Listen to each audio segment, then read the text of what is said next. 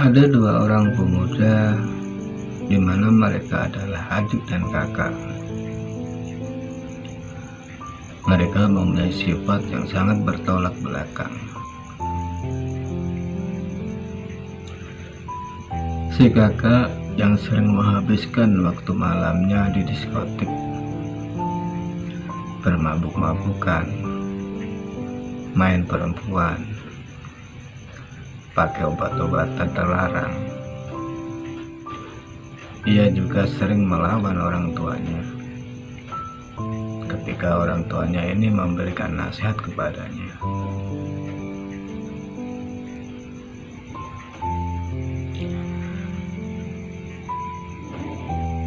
Beda dengan si adik yang selalu patuh terhadap orang tuanya.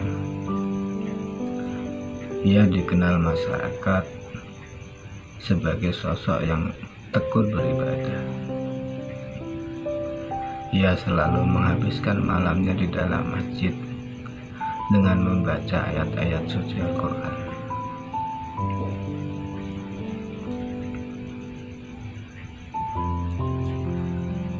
Suatu ketika di hari yang sama, terlintas dalam pikiran mereka,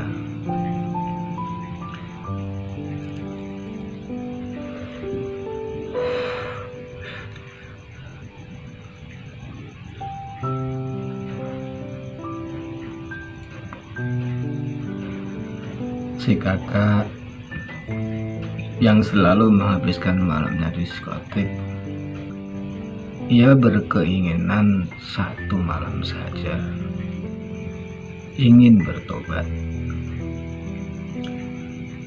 Ia ingin seperti adiknya menghabiskan malam di masjid dengan membaca kitab suci Al-Quran.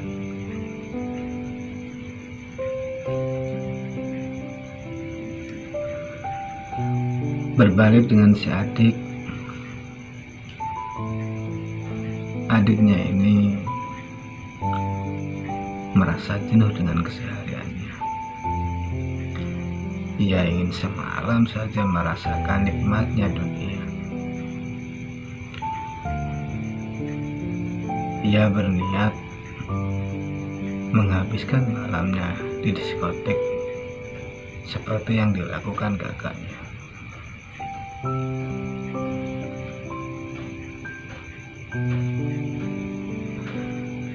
Ketika malam sudah tiba, sang kakak ini pun bersiap-siap menuju ke masjid. Dengan langkah yang sangat berat, ia pun memaksakan kehendaknya itu.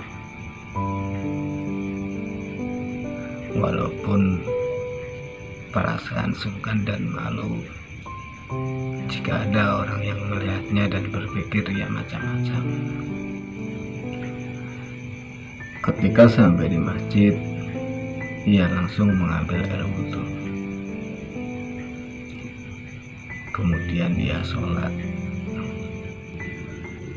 Setelah itu, ia pun mengambil kitab suci Al-Quran, kemudian mulai membaca ayat demi ayat. Tak terasa, air mata sudah membasahi kelopak matanya. Ia merasakan ketenangan yang sangat luar biasa, yang dimana ketenangan ini mengalahkan dimana dia saat bersenang-senang di diskotik.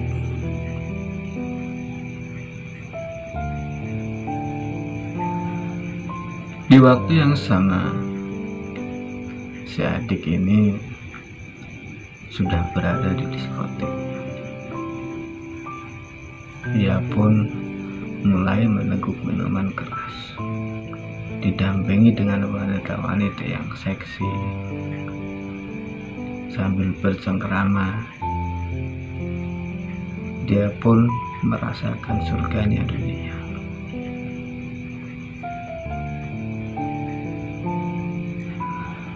Namun tak selang beberapa lama, Di wilayah itu terjadilah gempa yang sangat besar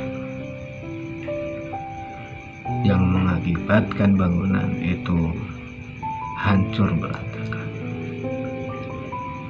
Bukan hanya diskotik itu, bangunan-bangunan di sekitarnya, rumah-rumah warga, termasuk masjid yang dibuat mengaji sang kakaknya tadi.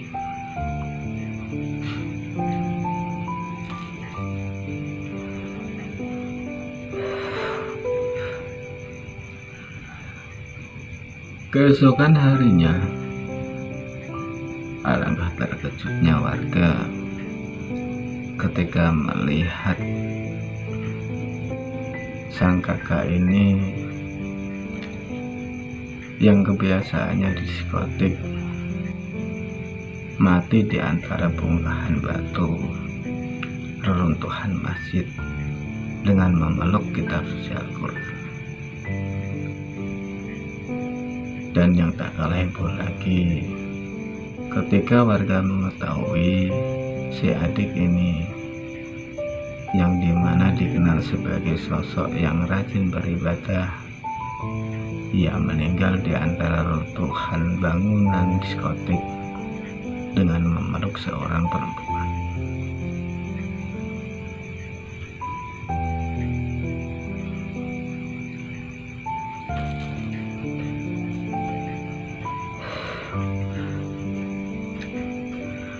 Sahabatku,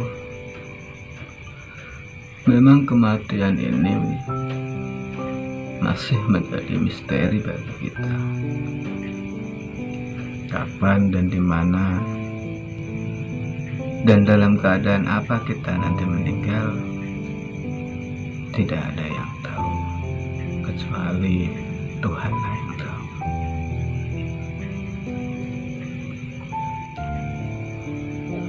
Seperti kisah ini, di mana si adik yang kesehariannya adalah seorang yang rajin beribadah, matinya dalam keadaan yang tidak disangka-sangka. Dan si kakak yang dikenal masyarakat sebagai orang yang tidak baik karena ia sering melakukan maksiat, ternyata matinya dalam keadaan mengharukan dengan memeluk kitab suci Al-Quran.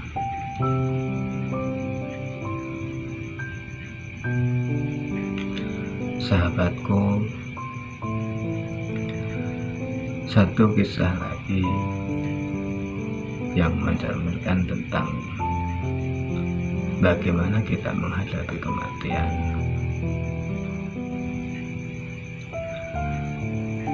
Ada seorang kiai yang sedang mengajar santri-santrinya.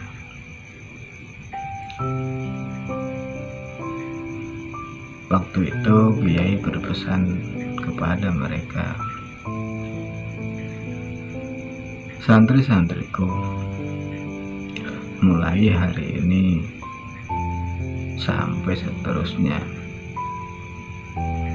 kamu boleh melakukan apa saja yang kamu suka." Santri-santri itu merasa kaget dengan pernyataan kiai itu sendiri. Lalu salah satu santri ada yang bertanya kepada kiai, "Termasuk maksiat, Kiai?" Jawab kiai, "Iya, termasuk maksiat." Lalu ada salah satu santri lagi yang bertanya, "Apa ada syaratnya, Kiai?" Kiai itu pun menjawab, "Ada." Lalu apa syaratnya, Kiai? "Kamu boleh melakukan apa saja sesukamu, bahkan maksiat, seumur hidup kamu. Tetapi di hari kamu nanti mati, sehari sebelumnya kamu pergunakan sebaik-baiknya untuk berbuat kebaikan dan bertobatlah kepada Tuhan. Mendengar itu, santri pun merasa kebingungan. Bagaimana caranya kita tahu kalau kita akan meninggal, Kiai?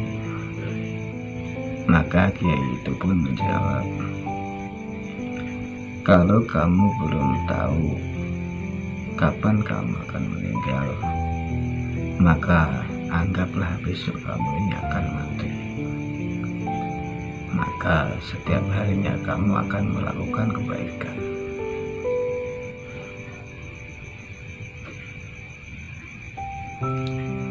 Sahabatku, itulah kisah-kisah yang mungkin bisa bermanfaat bagi kita dan bisa dijadikan pelajaran bagi kita